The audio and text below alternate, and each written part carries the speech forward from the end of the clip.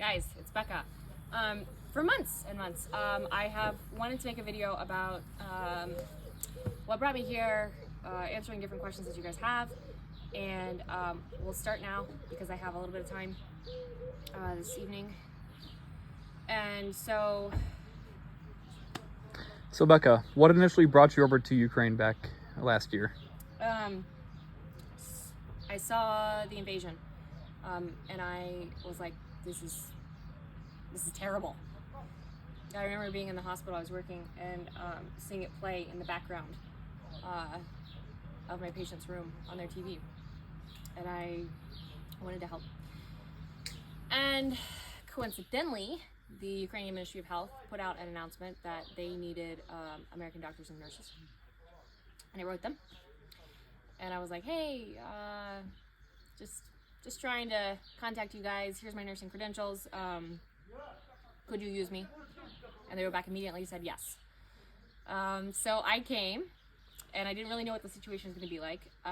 There's nobody to navigate getting here. There's no one that's going to hold your hand and say, okay, you need to go to this train stop, and you need to take this flight, and yada, yada, yada. So I knew that if I wanted to come, I was going to have to figure it out myself, and it can be done. So I booked a flight to Poland, and crossed the border via Poland.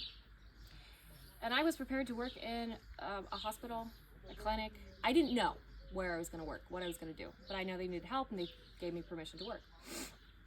And this was March 14th, I think, 2022. Initially went up to Kyiv, and this is during the siege of Kyiv. I was working as a medic with the Territorial Defense. And one night, I made contact with another American that was in Kyiv, and he said, listen, you've got to come over to this group called the Hospitaliers. We need good medics, yada yada. So I came, and I joined up with the Hospitaliers. And they're a volunteer paramedic group founded back in 2014. So I did some rotations with them, and then I realized I wanted to stay and help the soldiers. They typically have like 2 weeks to a month rotation, and I didn't really want to leave, so I stayed. And I just stayed. And yeah, now I'm here. Cumulatively, it's been a long time, but yeah, I'm happy about my decision. What has been your experience like with getting supplies, and any advice you can give to volunteers or other people looking to send you aid? My biggest problem is like the logistics of it. So people are like, okay, I have 4 good tourniquets I can send you, and then they're like, okay, but how do I send this from the US? Where do I send it? There's not an Amazon Prime here. There's not like a FedEx or UPS that I can just run off to. This is a village.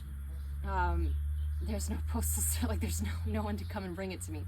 So I have to navigate figuring out how to show them how to do the Novus Postal system, coordinating a transport into town to get the package, which requires fuel, which is hard to find many times. Many times there's entire times that have no fuel at all. And I have to find the time to go and get it and find another medic to replace me while I'm gone. And this could be just for a small quantity of items.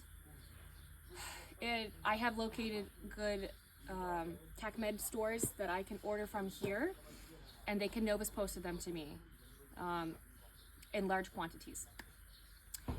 But for people that are messaging saying, okay, I think I have some Israelis, I think I have some this, I have a tourniquet, maybe I can send you. Now I'm going to have to guide you through the process of like shipping internationally to a country that's in the middle of a war. That is hard logistically. So my biggest advice to people is like donate to people on the ground already who you can give to those in need. Please.